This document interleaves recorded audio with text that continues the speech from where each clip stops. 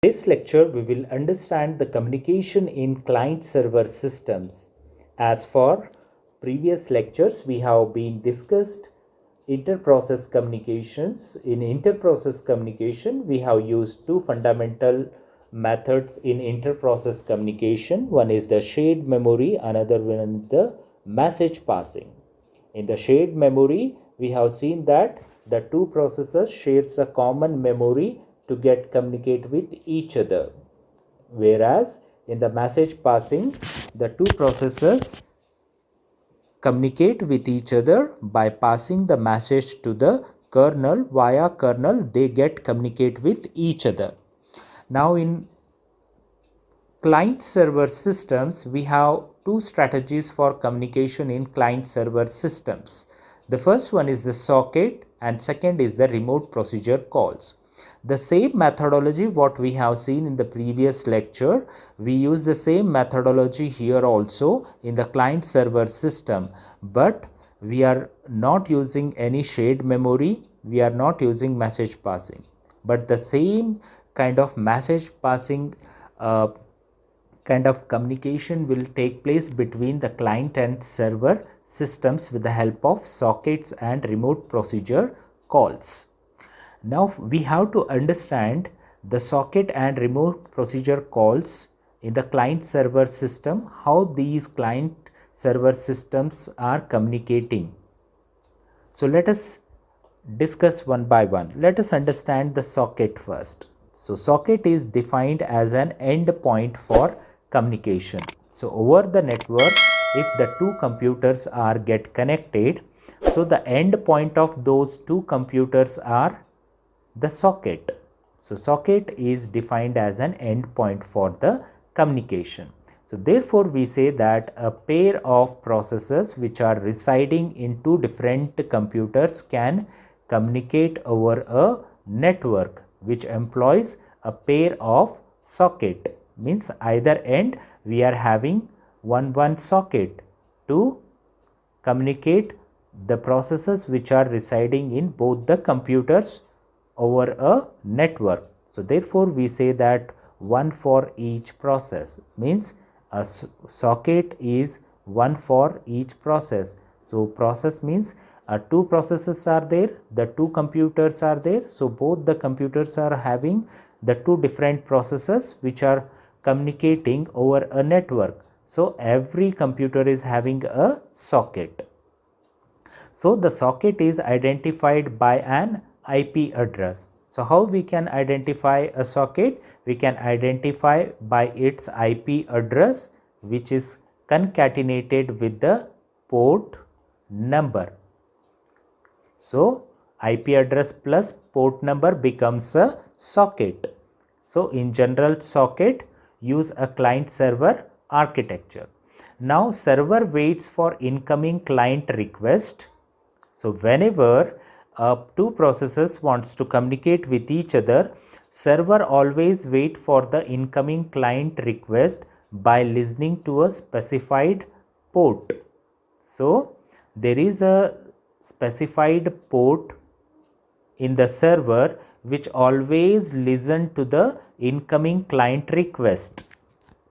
So once a request is received by the server accepts the connection from a client socket to complete the connection. So after the request is sent by the client computer, the server accepts that request, receives and accepts that request of the connection from the client and complete that connection. Now here the servers implementing a specific services such as SSH server listen to port number 22, FTP which listen to port number 21, HTTP server listen to port 80. So all these ports are below 1024 are considered well known and are used to implement a standard services. Now This is the communication using the socket. So we are having a socket at each end. It means that the socket is generated with the help of IP address. So 146.86.5.20 is the IP address, 1625 is the port number. So when a client process initiates, so this is the client process. So therefore we are saying host X is the client. So the client process initiates the request for the connection. It is assigned a port by the host computer. So this port is some arbitrary number greater than 1024. So now you can see it is greater than 1024. Now this is the socket. So this is the socket at the client end. Now at the server end also we have a socket which is generated with the help of IP address, which is concatenated with the port number. So 161.25.19.8 is the IP address and this 80 is the port number. So 80 is the well-known port because it is a standard port below 1024. So it is a STTP port. So here also we are having a socket. So with the help of IP address and the port number, we can generate the socket at either end of the client server architecture. So using the socket, right, these computer can communicate with the help of socket over a network. So the packet which are traveling between the host are delivered to the appropriate process. So the host is the X computer, this computer. So this computer will send the appropriate process based on the destination port number, so that the two computers can connect and the process which are resides in these two computers can communicate with the appropriate process based on the destination port number. So every process is having a destination port number. So with a valid or appropriate process based on the destination port number, so host can send and packets can travel between the host computers. Now the second method we can say, or the strategy in communicating in client server, is the remote procedure call. So remote procedure call work like a package message passing technique. As like a message passing technique what we have seen in the IPC, inter-process communication. So messages are sent between the processes. Through the messages the processes are communicating with each other. Similar kind of procedure calls we are using in the remote computers, where the processes are resides in two different computers. So this RPC is the protocol. So this protocol that allows one program can use to request a service from a program located in another computer. So one program means one process can request the service to the other program which is located in another computer on a network. So without having to understand the network details, means one cannot know the detail of another computer and its network detail. Without knowing the network details also, one computer can connect with the another computer with the help of this RPC protocol, and they may send and receive the messages, and so that they can share or communicate with each other. Now it is similar in many respect to IPC mechanism, so inter-process mechanism. So however, because we are dealing with an environment in which the processes are executing on separate system.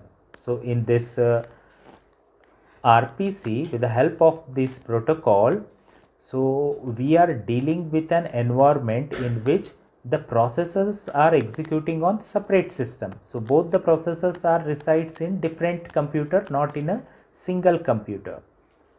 So we must use the message based communication scheme to provide the remote service. Means with the help of this message based communication scheme, we can able to communicate the remote computer, and we can get connect with the remote computer to provide the services to the other computer.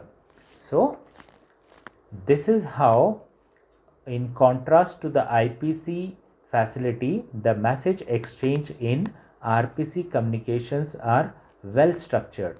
So if we compare to the IPC, in IPC there is a kernel in between the processors. So the kernel is responsible for getting the message from one process and sending to the other process.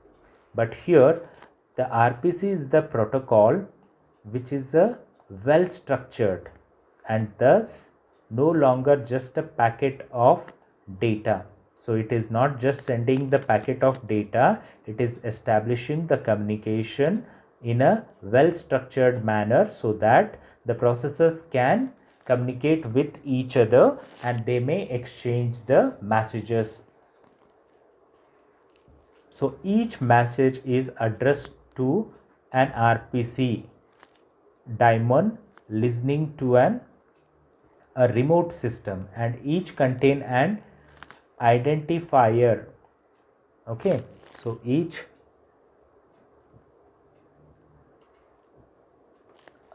identifier specifying the function to execute and the parameter to pass to that function.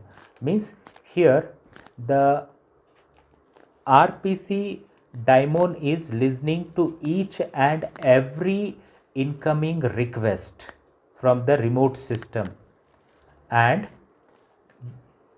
that request contains the identifier which is specifying the function to execute and the parameter to pass to that function. So here as like functions we refer in the programming language, though each function carries a certain amount of task, certain specific task in the programming language. Similarly, in this remote procedure call, the function carry out certain operation, certain services.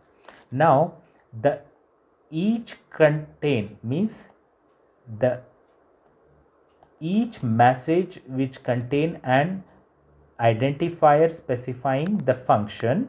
So the service, we can say that the function is nothing but a service in the OS which executes and the parameter to pass to that function. So whenever we want a function to be invoked in the programming language, we pass the parameters and we obtain the result. So similar kind of action will be done in this daemon listening to each and every incoming request from the remote system or from the client, and which each request contains the identifier which specifies the function.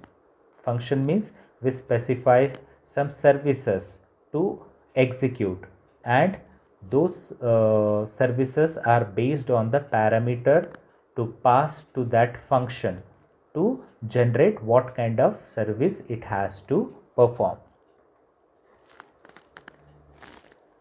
Now we have the semantics of RPC, which allows the client to invoke a procedure on a remote host as it would invoke a procedure locally. Now we have the RPC system which hides the details that how communication to take place by providing a stub on client side. So this RPC is a protocol system which hides the detail, right, which hides the details that allow the communication to take place by providing the stub on the client side. So this RPC system hides the details that allows the communication to take place. Means we have already seen that without knowing the details of the network also on RPC protocol, one computer can able to communicate with the other computer. So without knowing the much details about the network. So therefore we are saying that the RPC system hides the details and allows the communication to take place by using the stubs. So we will understand what is this stub by below points on the client side. Now typically there is a separate stub exist for each separate remote procedure. So for each separate remote procedure there is a separate stub is exist. When the client invokes a remote procedure, the RPC system call the appropriate stub. Means when the client is invoked, then the remote procedure, the RPC system calls the appropriate stubs, passing it the parameter provided to the remote procedure. So this stub locates the port on the server and marshals the parameter. So the marshals the parameter means which is combine the parameters. Marshalling means combining the parameters. So the parameter marshalling involves the packaging the parameters into the form that can be transmitted over a network. Means combining the parameters. So parameters are combined here, packaging the parameters into the form that can be transmitted over the network, so that the stub then transmit the message to the server using the message passing mechanism and a similar stub on the server side, right?